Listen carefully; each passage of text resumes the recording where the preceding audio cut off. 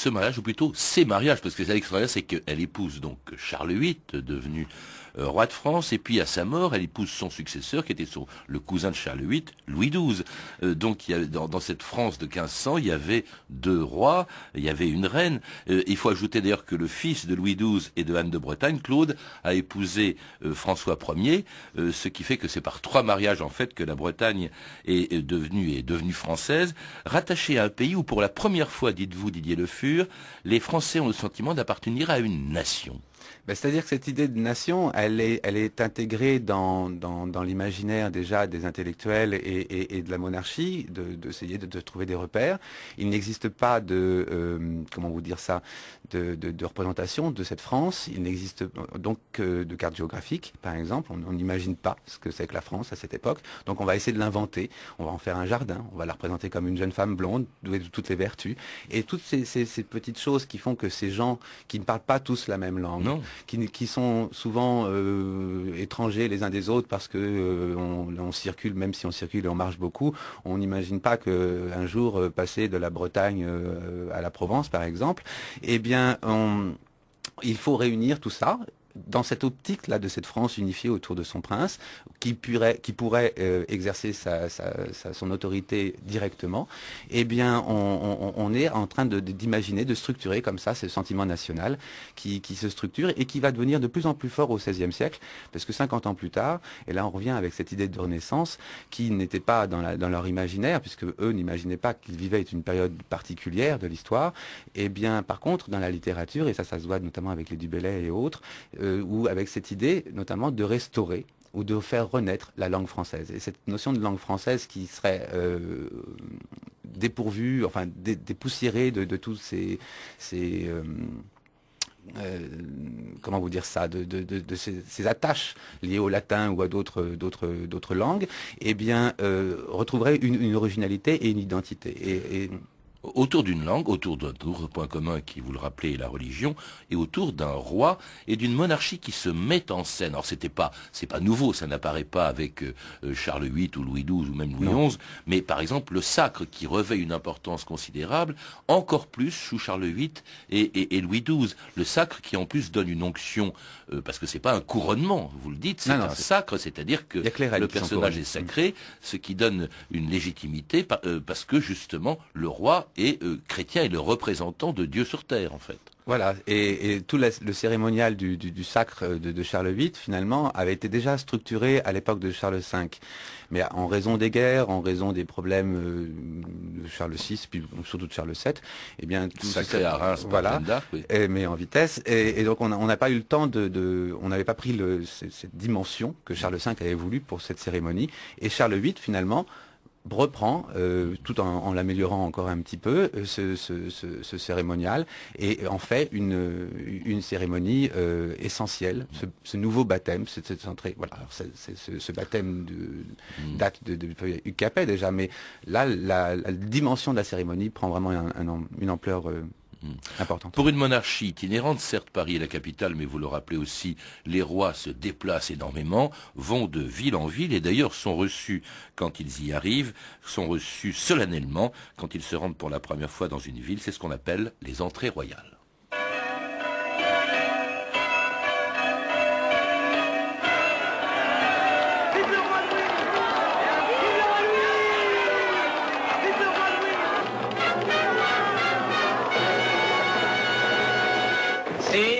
Je tiens à vous remercier de l'honneur que vous nous faites. À nous et à notre bonne ville de Péronne, et je suis heureux d'y souhaiter la bienvenue à votre majesté. Je vous remercie, mon cousin. Ainsi, cela est bien convenu. En ce qui concerne les villes de la Somme, votre majesté me les laisse en gage pour une année entière. Nous sommes tout à fait d'accord, mon cousin. Ce qui prouve que si ceux qui gouvernent se retrouvaient plus souvent en tête-à-tête pour décider des intérêts de leur peuple, tout irait sans doute mieux de par le monde.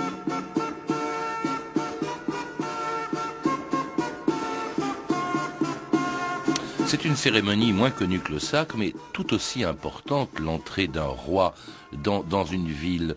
Là, cette fois-ci, le contact de son peuple. Le sacre se fait loin de son peuple, en tout cas, sauf évidemment les habitants de Reims.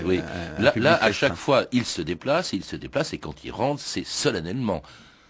Et l'idée, c'est ça. C'est en gros, c'est de faire de ces cérémonies qui sont beaucoup plus régulières, puisqu'on peut en faire à chaque fois qu'on rentre dans une ville pour la première fois, et bien de créer un contact entre le monarque et son peuple. Alors son peuple, faut réduire aussi, c'est le peuple des villes, mais aussi tous des gens des environs qui vont participer à la fête, qui vont participer lors de spectacles et qui vont du coup à la fois crier leur amour pour le roi, et ça renforce l'idée du sentiment, si ce n'est national, au moins monarchique, et aussi faire quelques doléances, puisque c'est l'occasion ou jamais de lui demander quelques baisses d'impôts ou quelques remises. Une cérémonie calquée, dites-vous, sur sur l'entrée des empereurs romains dans leur ville. Voilà, alors c'est au départ, on reprend la même idée, elle a été largement déshabillée, enfin déstructurée, puis à la fin du 15e, début 16e siècle, on revient avec un cérémonial beaucoup plus important, là encore, et en réintégrant même des éléments antiquisants, et pour Louis XII, en tout cas, c'est très très frappant, avec des arcs de triomphe et des comparaisons avec certains héros antiques.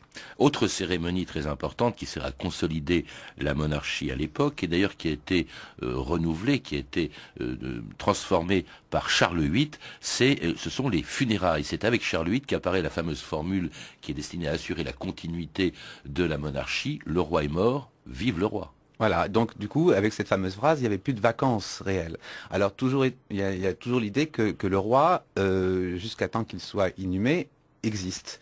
D'où l'effigie, d'où toute la symbolique de tous ces éléments, même si l'effigie est intégrée dans ces cérémonies pour probablement d'autres raisons au départ, notamment sous Charles VI, mais à la fin du XVe siècle, on est dans cette logique d'une cérémonie fastueuse, comme la dernière entrée, en fin de compte, du roi. Sortie du roi. La sortie, ou une sortie, si vous voulez, ou son entrée dans la vie éternelle.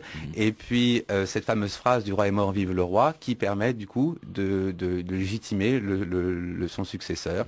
Là, c'était en l'occurrence Louis XII, qui avait eu quelques problèmes avec le pouvoir quelques années avant, et qui avait été accusé de crime de lèse-majesté, et qui pouvait, de fait, ne pas succéder. C'est une façon aussi d'oublier, et c'était une façon aussi de le légitimer dès le départ. Et puis cette phrase est restée après par la suite. Et puis alors, avec tout un cérémonial ahurissant, parce que le roi, comme il bouge beaucoup, ne meurt pas forcément à côté de la basilique Saint-Denis où les rois de France sont enterrés. C'était le cas justement de Charles VIII qu'on a embaumé. Enfin, cette cérémonie, quand vous la décrivez, est assez funèbre.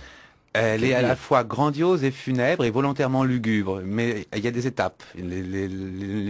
Tout le chemin de Amboise à Paris, ce long cortège-là, est extrêmement lugubre, et on est dans l'idée de la perte du prince.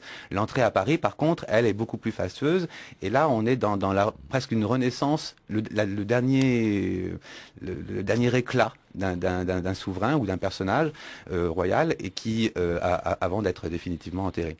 Roi qui était mort, Charles VIII, qui était mort donc à Amboise le 7 avril 1498. Sa Majesté s'est cogné la tête contre un linteau de porte. Père Duchesse, pour le royaume et pour le savoir. J'espère que votre futur mariage n'aura pas à souffrir de ce malheur. Louis d'Orléans, notre futur roi, en décidera. Mais Seigneur, le deuil cruel qui frappe la Maison de France ne doit pas nous éloigner de l'urgence et de la grandeur de nos desseins. Je continuerai l'œuvre de mon cousin Charles. Il faut reprendre l'étendard de Saint-Louis et repartir délivrer le royaume de Naples. Le Milanais est certes contre nous, mais Venise ne bougera pas.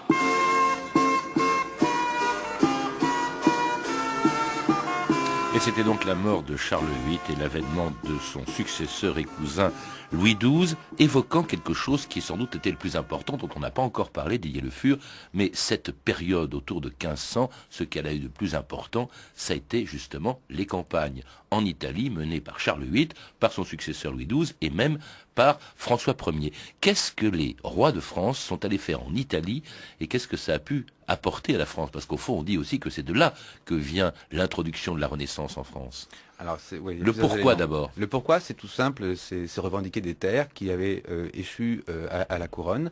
Le royaume de Naples, avec l'héritage angevin en 1481, puisqu'il n'y a pas eu que la Provence, il y a eu des droits aussi sur le royaume de Naples, en raison des problèmes que le pape avait avec Ferrand d'Aragon d'Aragon, eh bien, on a demandé à Charles VIII de revenir. Oui, il faut rappeler que l'Italie étant divisée, c'est un conglomérat en d'États principautés qui s'agressent les unes les autres et qui font, pour certains parfois, appel contre leurs ennemis italiens au roi de France. Régulièrement, ou alors au roi des Romains en Allemagne. Mais il n'est pas obligé quand même de venir, le roi de France. Ça ne s'est jamais produit d'ailleurs jusque-là, lorsque Charles VIII entre en Italie, en tout cas pas depuis longtemps.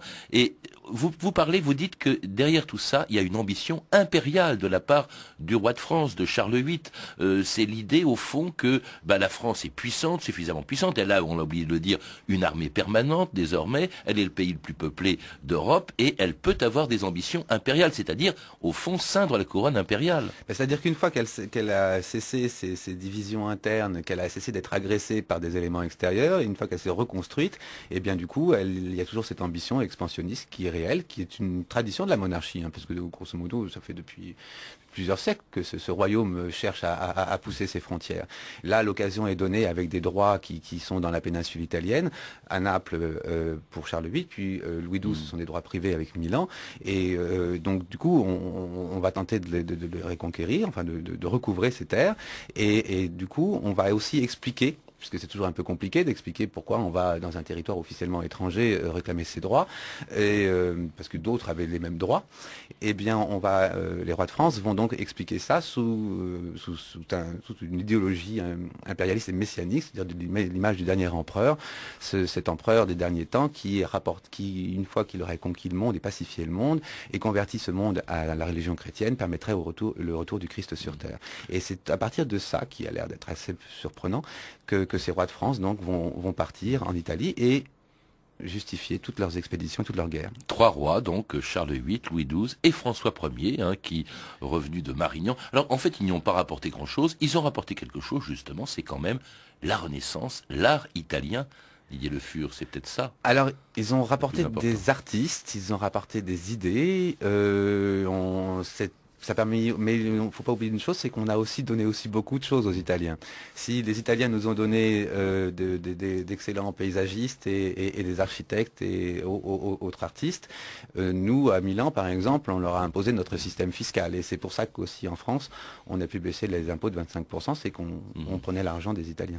Merci Didier Le Fur. Je rappelle que vous êtes l'auteur du Royaume de France en 1500, un livre qui vient de paraître aux éditions de la Réunion des musées nationaux.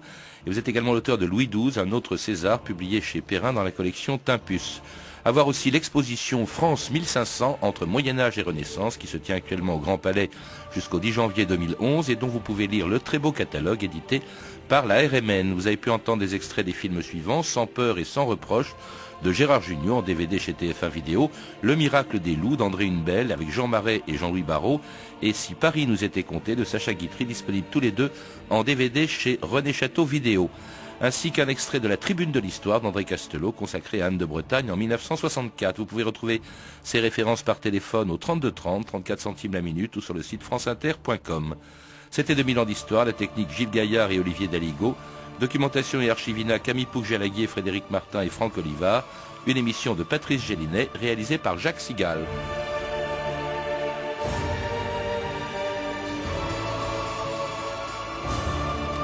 Demain, dans 2000 ans d'histoire, Jean-Luc Godard.